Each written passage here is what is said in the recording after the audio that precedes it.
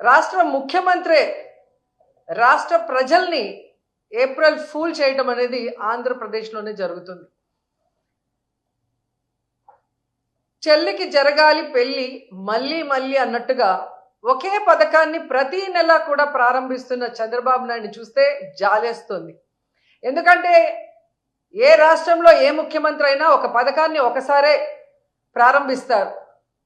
కానీ ఇక్కడ ఏంటో చంద్రబాబు నాయుడు చేయడానికి వేరే పని లేదు కాబట్టి, చేస్తున్నది ఒకటే పథకం కాబట్టి అది ప్రతి నెల మళ్ళీ మళ్ళీ అంటూ ఆ పెన్షన్ కార్యక్రమానికి వెళ్ళటం, ఏ విధంగా ఆయన మాట్లాడుతున్నారో మనం అందరం కూడా చూస్తున్నాం.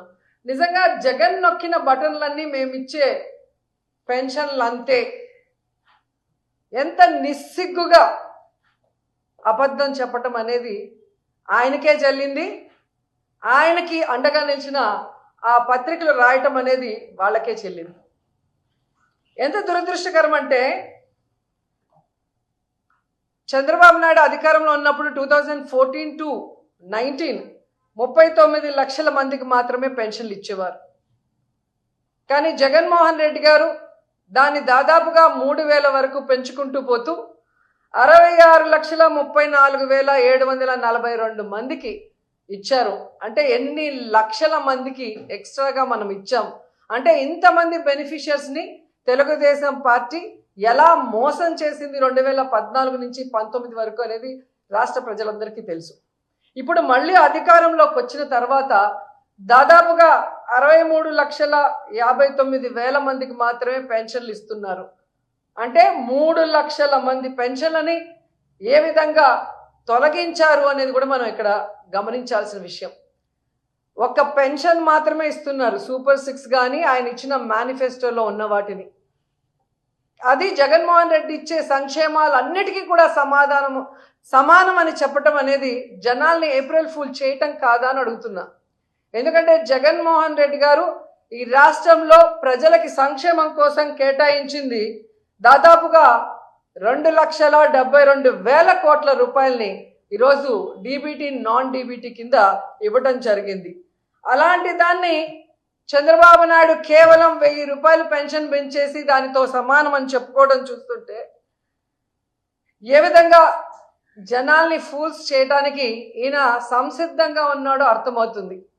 ఇది ఒక్క పెన్షన్ విషయంలోనే కాదు, రోజు జనాల్ని ఫూల్స్ని చేయటమే పనిగా పెట్టుకున్నారు ఈ చంద్రబాబు నాయుడు గారు. అధికారంలో రావటం ముందు సూపర్ 6 అమలు చేస్తాను అని చెప్పి నమ్మించి ఓట్లు వేయించుకొని ఈరోజు ఏ విధంగా జనాల్ని ఫూల్స్ చేశారో మనం అందరం కూడా కళ్ళారా చూస్తున్నాం. అంతేకాకుండా గత ఏడాది వాలంటీర్స్కి ఈ ఉగాది రోజు 10,000 రూపాయలు జీతం పెంచి ఇస్తామని చెప్పి ఈరోజు వాళ్ళని ఎలా ఫూల్స్ చేసి రోడ్డు మీద వదిలేశారో మనం కళ్ళారా చూసాం. అలాగే ప్రతి ఇంట్లో ఎంతమంది మహిళలు ఉంటే అంతమందికి 1,500 రూపాయలు ఇస్తామని చెప్పి ప్రామిస్ చేసి నమ్మించి ఈరోజు వాళ్ళందరినీ ఎలా ఫూల్స్ చేశారో మనం అందరం కళ్ళారా చూస్తున్నాం. యువతకి ఉద్యోగాలు ఇస్తాం నిరుద్యోగులకి, లేదా 3,000 నిరుద్యోగ భృతి ఇస్తానని చెప్పి ఈరోజు వాళ్ళకి నిరుద్యోగ భృతి ఇవ్వకుండా, ఉద్యోగం ఇవ్వకుండా ఎలా ఫూల్స్ చేసి రోడ్డు మీద వదిలేశారో మనం కళ్ళారా చూసాం. అంతకన్నా ముఖ్యమైనది అమ్మఒడి. ప్రతి మహిళకి ఎంతమంది పిల్లలు ఉంటే అంతమందికి, ఒకరుంటే 15,000, ఇద్దరుంటే 30,000, ముగ్గురుంటే 45,000 అని ఏ విధంగా అరిచి చెప్పిన చంద్రబాబు నాయుడు ఈరోజు అధికారంలోకి వచ్చాక గత ఏడాది అమ్మఒడి ఇవ్వలేదు, ఈ ఏడాది ఇంతవరకు 1 రూపాయి ఇవ్వకుండా ఆ పిల్లల తల్లులని ఏ విధంగా ఫూల్స్ చేసి రోడ్డు మీదకి వదిలేశారో మనం కళ్ళారా చూస్తున్నాం. ఇంకా ఈ రాష్ట్రంలో ఉన్న మహిళలకి తాము అధికారంలోకి వచ్చిన రోజు నుంచే ఫ్రీ బస్ ఇచ్చి తిరుపతి, కాళహస్తి, విజయవాడ, శ్రీశైలం, అన్నవరం ఇలా అన్నీ కూడా ఫ్రీగా తిరగచ్చు, ఎవరైనా టికెట్ అడిగితే నా వీడియో చూపించండి అని గొప్పగా చెప్పిన చంద్రబాబు నాయుడు ఈరోజు ఫ్రీ బస్ ఇవ్వకుండా మహిళల్ని ఎలా ఫూల్స్ చేస్తున్నారో అందరూ కూడా కళ్ళారా చూస్తున్నారు. నిజంగా చంద్రబాబు నాయుడు గారు మాట్లాడే మాటలకి చేస్తున్న పనులకి ఎక్కడైనా సంబంధం ఉందని అడుగుతున్నాను. అధికారంలో రావటానికి ముందు ఏం మాట్లాడారు, అధికారంలోకి వచ్చాక ఏం మాట్లాడుతున్నారు. మేము సూపర్ 6 ఇద్దామనుకున్నాము, బయట నుంచి చూస్తే చాలా ఈజీగా ఇచ్చేయచ్చు అనుకున్నాము, కానీ ఈరోజు ఇవ్వటం చాలా కష్టంగా ఉంది అంటున్నాడు. చంద్రబాబు నాయుడుకి సూటిగా చెప్తున్నాను, నీ వల్ల ఈ రాష్ట్ర ప్రజలకి సంక్షేమం అందించడం చేత కాకపోతే మీరు సీఎం కుర్చీలోంచి దిగిపోండి, జగనన్నని కూర్చోబెట్టండి, ఇచ్చిన ప్రతి వాగ్దానాన్ని ఎలా నెరవేర్చాలో జగనన్న చేసి చూపిస్తాడని కూడా ఈ సందర్భంగా తెలియజేసుకుంటున్నాను. ఇవ్వాలన్న మనసు మీకు లేదు. ప్రజలంటే అసహ్యం, రాష్ట్రం అంటే అసహ్యం, కేవలం అధికారం మాత్రమే మీకు కావాలి. దానికోసం ఎన్ని అబద్ధాలైనా చెప్తారు, ఎవరి కాళ్ళైనా పట్టుకుంటారు. అధికారంలోకి వచ్చాక ఏ విధంగా మాట్లాడతారనేది మరోసారి ప్రూవ్ చేశారు. అండ్ ఎన్నికల ముందు చాలా గొప్పగా చెప్పాడు, నేను అప్పులు చేయను, సంపద సృష్టిస్తాను అని చెప్పాడు. కానీ ఈరోజు మీరు చూస్తే దాదాపుగా ఒక్క సంవత్సరంలోనే, అధికారంకి వచ్చిన ఒక్క సంవత్సరంలోనే 1,52,000 కోట్ల రూపాయలు అప్పు చేశారు. అంటే ఇదేనా మీ విజనరీ? ఇదేనా మీ సమర్థత? ఈ రాష్ట్రాన్ని 17 మంది సీఎంలు పరిపాలించారు, కానీ ఎవ్వరూ కూడా ఈ విధంగా ఫస్ట్ ఇయర్లోనే ఇన్ని వేల కోట్ల రూపాయలు అప్పులు చేసి ఇంత చెత్త రికార్డు, ఇంత వరస్ట్ రికార్డు మీరు తప్ప ఎవరు తీసుకురాలేదు. పోనీ తీసుకొచ్చిన వాళ్ళు ప్రజలకు ఏమైనా చేశారా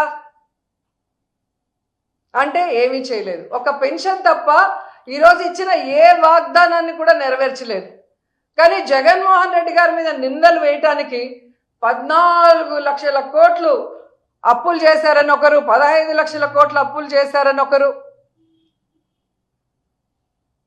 16 లక్షల కోట్లు చేశారు, 15 లక్షల కోట్లు చేశారని అబద్ధాలు చెప్పిన మీరు మొన్న అసెంబ్లీలో పయ్యావుల కేశవ్ గారు క్లియర్ కట్గా ఇవ్వటం జరిగింది.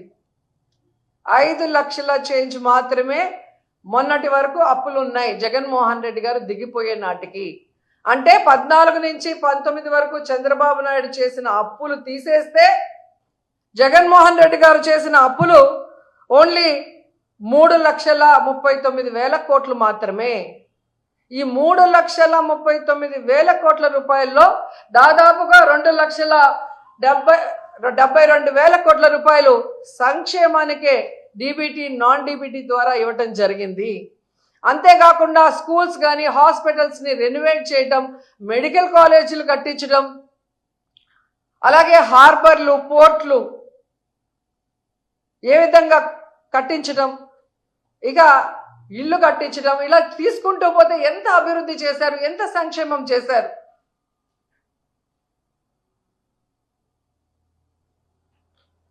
ఎంత బాధాకరం అంటే తమకి ఛానళ్ళు, పచ్చ ఛానళ్ళు ఉన్నాయి కదా అని అబద్ధాలని ఏ విధంగా అందంగా నూరి ప్రజల మీద పోశారు.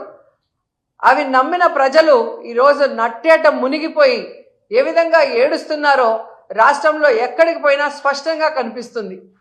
ఏ రోజైతే చంద్రబాబు నాయుడు ముఖ్యమంత్రి అయ్యాడో ఆ రోజు నుంచి ఈ రాష్ట్ర ప్రజలకి కష్టాలు, కన్నీళ్లు తప్ప మరొకటి లేదు అనేది స్పష్టంగా అర్థమవుతుంది. ఎందుకంటే ముఖ్యంగా రైతులు ఖరీఫ్లో కరువు, ఇప్పుడు రబీలో కరువు. ఈవీఎంలన్నీ మేనేజ్ చేయగలడు కానీ చంద్రబాబు నాయుడు కరువుని మేనేజ్ చేయలేకపోతున్నాడు. ఆయన ఎప్పుడు వచ్చినా ఏ విధంగా కరువుతో జిల్లాలు రైతులు ఎలా అల్లల్లాడిపోతున్నారో మనం కళ్ళారా చూస్తున్నాం. ఈరోజు రైతులకి రైతు భరోసా లేదు, గిట్టుబాటు ధర లేదు, కరువు వస్తే దానికి కాంపెన్సేషన్ లేదు. ఈ విధంగా రైతుల్ని మోసం చేస్తూ ముందుకు వెళ్తున్నారు. అండ్ సిగ్గు లేకుండా ఎన్నికల ముందు లోకేష్ గారు చేసిన కామెడీ పాదయాత్ర 2 రోజులు చేస్తే 2 రోజులు రెస్ట్. ఆ పాదయాత్రలో పెట్రోల్ బంకుల దగ్గర సెల్ఫీలు తీసుకోవటం, సూపర్ మార్కెట్ల దగ్గర సెల్ఫీలు తీసుకోవటం, సబ్ స్టేషన్ల దగ్గర సెల్ఫీలు తీసుకోవటం, మేము కరెంటు పెంచము, మేము పెట్రోల్ డీజిల్ పెంచము, నిత్యావసర వస్తువుల ధరలు పెంచము అని చెప్పి గొప్పగా చెప్పుకున్నారు. ఈరోజు నేను లోకేష్ని సూటిగా అడుగుతున్నాను, మీరు మళ్ళీ పెట్రోల్ బంకుల దగ్గర కానీ సబ్స్టేషన్ల దగ్గర కానీ నిత్యావసర వస్తువులు అమ్మే చోటికి వచ్చి సెల్ఫీలు తీసుకొని మేము పెట్రోల్ డీజిల్ ధరలు తగ్గించాము, మేము కరెంటు ఛార్జీలు తగ్గించాము, మేము నిత్యావసర వస్తువుల ధరలు తగ్గించామని చెప్పే దమ్ము ధైర్యం ఉందా అని అడుగుతున్నా. ఈరోజు పాల నుంచి పవర్ ఛార్జెస్ వరకు అన్నీ పెంచేసి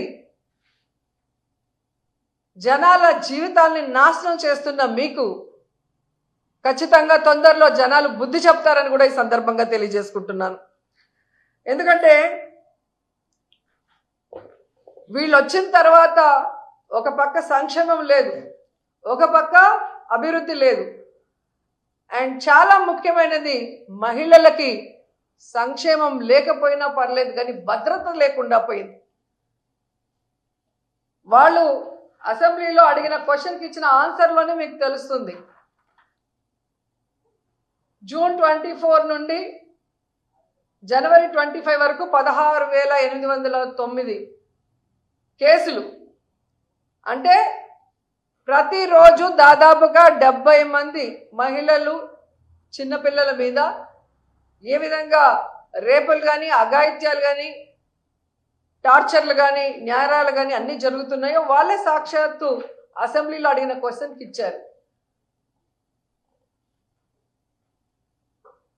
ఈరోజు జగనన్న అధికారంలో ఉన్నప్పుడు మహిళా పక్షపాత ముఖ్యమంత్రిగా మహిళలకు ఎంత అండగా ఉన్నారో మనం కల్లారా చూసాం. కానీ ఈరోజు చంద్రబాబు నాయుడు ముఖ్యమంత్రి అయ్యాక మహిళల కక్ష సాధించే విధంగా ఈరోజు కార్యక్రమాలు చేపడుతున్నారు. ఉదాహరణకి ఎన్నో ఉన్నాయి. ఈ రాష్ట్రంలో ఎంతమంది ఆడపిల్లల్ని రేప్ చేశారు, చంపేశారు, ముక్కలు చేసేశారు, అయినా కూడా పట్టించుకోరు.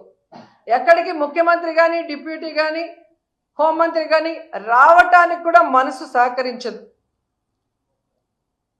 ఎందుకు ఇవన్నీ జరుగుతున్నాయి అంటే వీళ్ళు విచ్చలవిడిగా ఈరోజు మద్యాన్ని ప్రవహింపజేయటమే.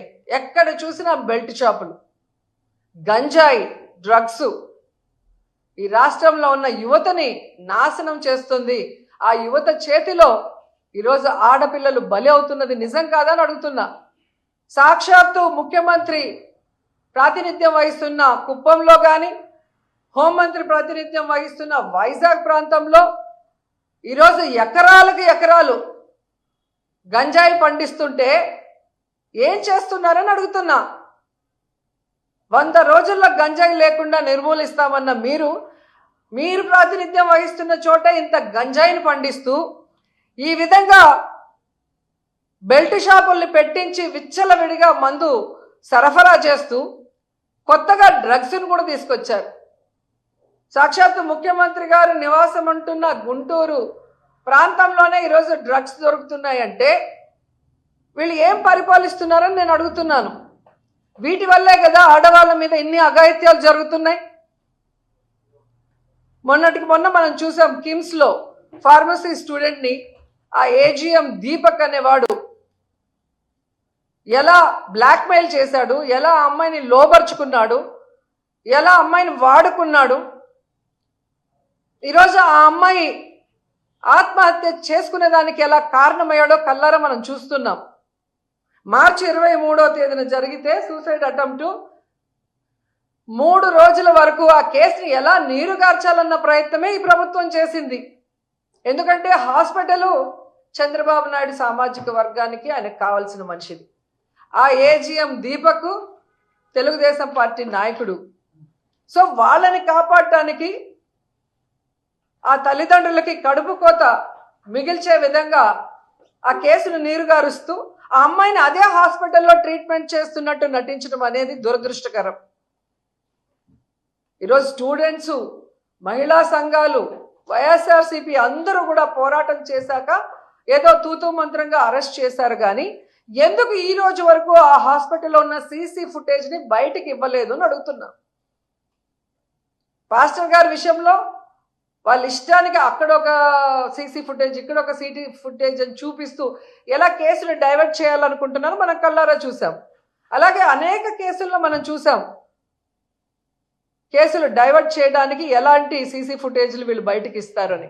కానీ ఈరోజు వాళ్ళ హాస్పిటల్లో ఆ అమ్మాయి చావు బతుకుల మధ్య కొట్టుమిట్టాడుతుంటే ఎందుకు ఆ అమ్మాయికి ఆ పరిస్థితి తీసుకొచ్చిన ఏజీఎం దీపక్ని లోపల వేసే విధంగా బయటికి రాకుండా ఆ సీసీ ఫుటేజ్ ఎందుకు బయటికి రాలేదని అడుగుతున్నా.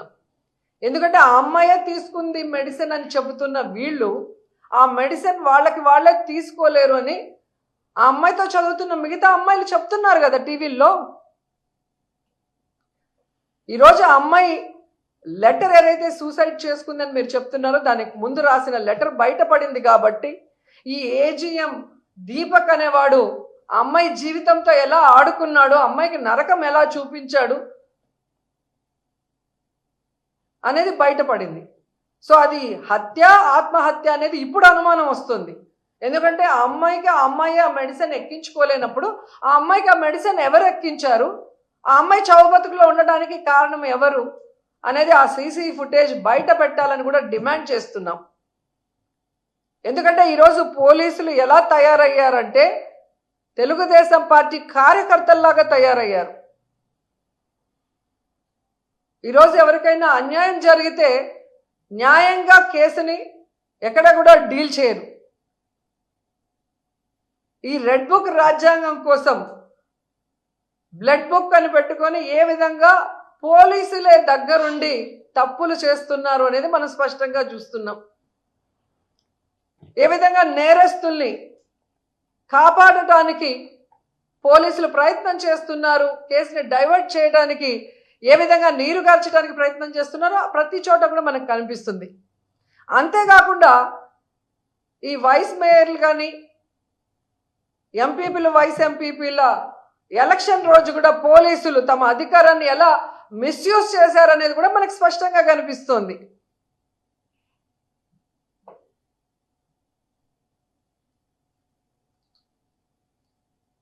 నిజంగా పోలీస్ వ్యవస్థ తెలుసుకోవాల్సింది ఒక్కటే, చంద్రబాబు నాయుడు శాశ్వతంగా అధికారంలో ఉండడు. మీరు రూల్స్కి విరుద్ధంగా అన్యాయంగా వర్క్ చేస్తే రాబోయే రోజుల్లో మీరందరూ కూడా పర్యవసానం ఎదుర్కోవాల్సి వస్తుంది. న్యాయ వ్యవస్థ మీద పోలీసు వ్యవస్థ మీద ప్రజలకున్న గౌరవాన్ని పెంపొందించాలే కానీ ఈ విధంగా అన్యాయం చేసిన వాళ్ళకి అండగా నిలబడి పోలీసులు పని చేయకూడదని కూడా ఈ సందర్భంగా తెలియజేసుకుంటున్నాను. ఎందుకంటే ఈరోజు మీరిచ్చిన ప్రకారమే ఒక రోజుకి 70 మంది మహిళల మీద పిల్లల మీద అఘాయిత్యాలు జరుగుతున్నాయి, అత్యాచారాలు జరుగుతున్నాయి అంటే ఎంత దురదృష్టకరమో ఒకసారి చూడండి. సో ఇప్పటికైనా ప్రభుత్వం మేల్కొనాలి. ఆడవాళ్ళ రక్షణ, ఆడవాళ్ళ భద్రత మీద క్యాబినెట్లో డిస్కస్ చేసి ఈ దిశ యాప్ అలాగే దిశ చట్టాన్ని ఈరోజు మీరు కేంద్రంలో బీజేపీతో ఉన్నారు కాబట్టి దాన్ని ఎలాగైనా ఓకే చేయించుకొని తీసుకొచ్చి ఈ రాష్ట్ర మహిళల్ని కాపాడాలని కూడా డిమాండ్ చేస్తున్నాం. ఎంతసేపు వైఎస్ఆర్సీపీ లీడర్స్ మీద అక్రమ కేసులు పెట్టడం, వాళ్ళని చంపించడం, వాళ్ళని హ్యూమిలేట్ చేయటం, వాళ్ళని కిడ్నాప్ చేయటం, ఇవి చేస్తే భయపడిపోతారు అనుకున్నారేమో మేము కానీ ప్రజలు. ఆ పరిస్థితి లేదు అనేది కూడా తెలుసుకోండి. ఎందుకంటే మొన్న ఎగ్జాంపుల్ ఎంపీపీ వైస్ ఎంపీపీ ఎలక్షన్లో మీరు చూసుంటారు. త్రిపురాంతకంలో ఏ విధంగా ఒక ఎంపీటీస్ని మీరు కిడ్నాప్ చేసి 3 రోజులు పెట్టుకొని నేరుగా ఎలక్షన్ హాల్కి తీసుకొచ్చి అక్కడ కూడా ఆ మీద అసభ్యంగా ప్రవర్తిస్తూ ఆ అమ్మాయిని బాధ పెట్టాలని చూసినా ధైర్యంగా వైఎస్ఆర్సీపీకి ఓటేసి జగనన్న మీద తనకున్న అభిమానాన్ని ఎలా చాటుకుందో మీరు చూశారు. అలాగే మీరు చూస్తే ఎలమంచిలి వైస్ ఎంపీపీ ఎన్నికల్లో ఒక ఎంపీటీసీ వైఎస్ఆర్సీపీకి సంబంధించిన కంబాల సత్యశ్రీ ఎంత ఒత్తిడి చేసినా, ఎంత బ్లాక్మెయిల్ చేసినా, ఆ అమ్మాయి ఎంత పేదరాలైనా ఈరోజు తనకి గుర్తింపు వచ్చింది అంటే జగన్మోహన్ రెడ్డి వల్ల. సో ఆయనకి నేను అన్యాయం చేయలేను, చస్తే చస్తాను కానీ పార్టీ మారను అని ధైర్యంగా నిలబడి వైఎస్ఆర్సీపీకి ఓటేసింది అంటే మీరు ఆలోచించుకోవాలి. అలాగే పుల్లల చెరువు వైఎస్ఆర్సీపీ ఎన్నికల్లో మహిళా ఎంపీటీసీ నాగేంద్రమ్మని చూసాం. ఆమె హస్బెండ్ సబ్స్టేషన్లో వాచ్మెన్గా పనిచేస్తుంటే ఆ ఉద్యోగం పీకేస్తాం మా కోట వేయకపోతే మీరు బెదిరించినా పస్తులైనా ఉంటాము కూలైనా చేసుకుంటాం కానీ జగనన్నకు అన్యాయం చేయము అని చెప్పి వాళ్ళు ఎదిరించిన తీరు మీరు చూస్తే ఇప్పటికే అర్థమై ఉంటుంది. జగనన్న నిజమైన సైనికులు, జగనన్న పార్టీకి జగనన్న అజెండాకి ఎప్పుడూ కూడా కట్టుబడి ఉంటారు. ప్రాణాలు ఇవ్వటైన కన్నా రెడీగా ఉంటారు. మీ రెడ్ బుక్లకి బ్లడ్ బుక్లకి భయపడే వాళ్ళు కాదు అన్న విషయం ఇంకనైనా తెలుసుకొని వాళ్ళు దగ్గర పట్టుకొని మీరు ఇచ్చిన వాగ్దానాల్ని నెరవేర్చడం మీద కాన్సన్ట్రేట్ చేయండి. అంతేగాని ఇలాగే ఇంకా వైఎస్ఆర్ కాంగ్రెస్ పార్టీ వాళ్ళని తప్పుడు కేసులు పెట్టి బెదిరిస్తాం, వాళ్ళని చంపేస్తాం, వాళ్ళని హ్యూమిలేట్ చేస్తామంటే ఇక చూస్తూ ఊరుకునే పరిస్థితి లేదని కూడా ఈ సందర్భంగా తెలియజేసుకుంటున్నాం. ఎందుకంటే మొన్న ఈవీఎంల మేనేజ్మెంట్తో మీరు ఎలాగో సీఎం అయ్యారు కానీ మిమ్మల్ని ప్రజలు ప్రేమించి అభిమానించి కనుక ఓట్లేసుంటే ఈరోజు ఈ పరిస్థితి వచ్చిండేది కాదు. సో మీకు ప్రజలకు చేయాలన్న ఆలోచన లేదు, మాకు ఈ లోట్లే లేదు, మేము మేనేజ్మెంట్తో అయ్యాం కాబట్టి వీళ్ళెవరికి సమాధానం చెప్పనవసరం లేదని మీ ఇష్టానికి ఈ రాష్ట్రాన్ని అప్పుల్లో ముంచేసి ఈ రాష్ట్రాన్ని సర్వనాశనం చేసేసి పక్క రాష్ట్రంలో పోయి మన జీవితాలని హాయిగా గడుపుకుందాం అనుకుంటున్నారేమో కానీ ప్రజలు కానీ జగన్మోహన్ రెడ్డి గారు కానీ మిమ్మల్ని వదిలే ప్రసక్తే లేదు. రాబోయే కాలంలో జగనన్న ముఖ్యమంత్రి కావడం తథ్యం. ఈరోజు ప్రజల్ని మోసం చేసిన మీకు, వైఎస్ఆర్ కాంగ్రెస్ పార్టీ నాయకుల్ని కార్యకర్తల్ని చంపి తప్పుడు కేసులు పెట్టి హెరాస్ చేస్తున్న మీకు ఖచ్చితంగా బుద్ధి చెప్తారు. ఎటువంటి పరిస్థితుల్లో ఎవరిని వదిలిపెట్టే ప్రసక్తి కూడా లేదని సందర్భంగా తెలియజేసుకుంటున్నాను.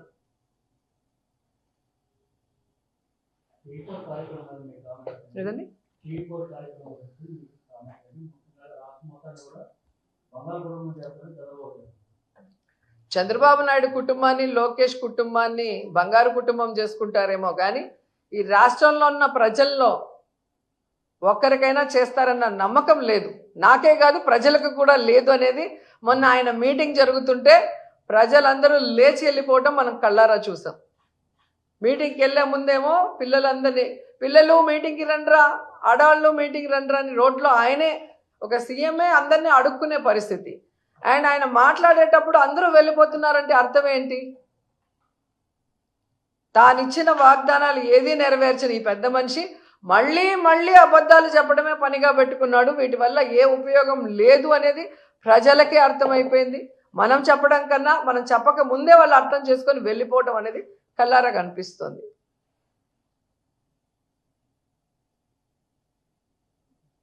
అండ్ పవన్ కళ్యాణ్ గారు ఎక్కడ నిద్రపోతున్నారో నాకైతే అర్థం కాలేదు. మొన్న తెలుగుదేశం పార్టీ వాళ్ళు చేసిన వెకిలి డ్రామాలకి,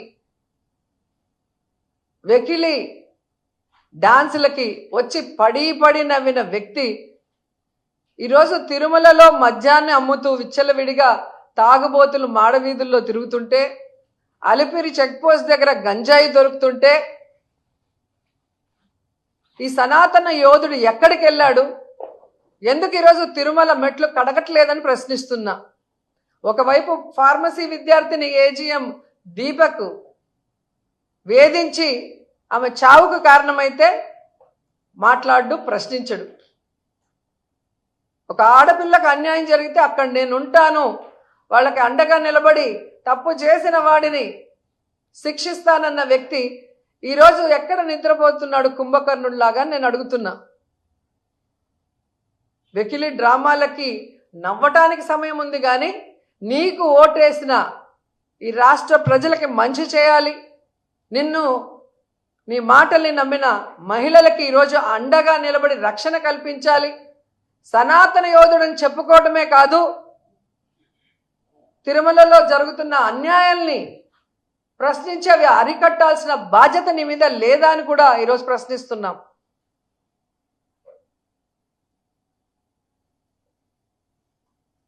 జనసేన పార్టీ పార్లమెంట్ లో వక్ఫ్ బోర్డు బిల్ సందర్భంగా 2 ఎంపీలు గెలిచిన జనసేన పార్టీ కూడా బీజేపీ సపోర్ట్ చేస్తూ ఇచ్చేస్తున్నారు వక్ఫ్ బిల్ అమెండ్మెంట్ బిల్. దాని గురించి మీరు ఏమంటారు? ఈరోజు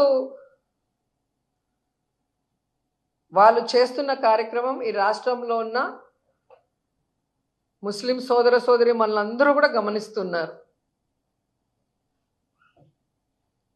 అసలు పవన్ కళ్యాణ్ లాంటోడు మొన్న ఇఫ్తార్కి రాకుండా తప్పించుకోవడం చూస్తేనే మీకు అర్థమైపోతుంది ఏ విధంగా బీజేపీకి భయపడి ఆయన ఈరోజు ఇఫ్తార్ విందుకు పోలేదో మనం చూసాం. అలాంటి వ్యక్తి ఈరోజు ఓటు వేయకుండా ఉంటాడని ఎవరు అనుకోరు. కానీ వీళ్ళకి ఖచ్చితంగా ముస్లిం సోదర సోదరుమణులు త్వరలో బుద్ధి చెప్తారు, చంద్రబాబు నాయుడుకి కానీ పవన్ కళ్యాణ్కి కానీ.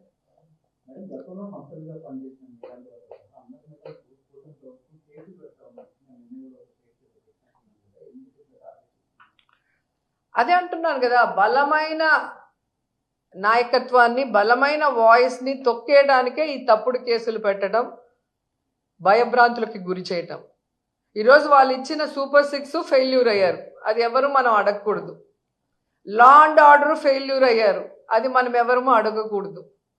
అలాగే ఒక్క ఏడాదిలోనే 1,52,000 కోట్ల అప్పులు చేసి ఆ డబ్బు ఒక సంక్షేమ పథకం ఇవ్వకుండా ఎవరి జోబుల్లోకి వెళ్తుందో ఎవరు ప్రశ్నించకూడదు. అలా ప్రశ్నించే ఏ గొంతైనా కేసు పెడతాం, లోపలేస్తామని భయపెట్టడం.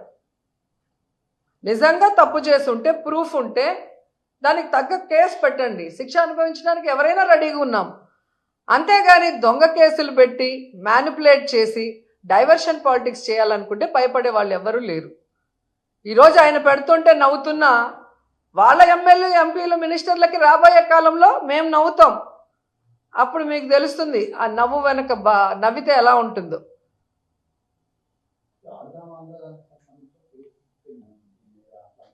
కేసు ఎప్పుడు జరగలేదండి, వాళ్ళు ఊరికే చెప్తా ఉంటారు అంతే. ఎందుకంటే క్లియర్ కట్గా టీడీపీ వాళ్ళే అసెంబ్లీలో అలాగే శాసనసభలో శాసన మండలిలో రెండిట్లో ఆన్సర్ ఇవ్వటం జరిగింది.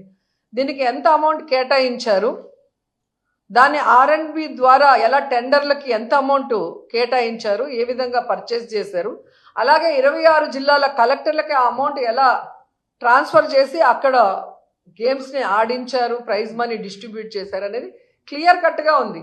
ఇక్కడ మినిస్టర్కో లేదా బైరెడ్డి సిద్ధార్థకో ఏం సంబంధం ఉంది?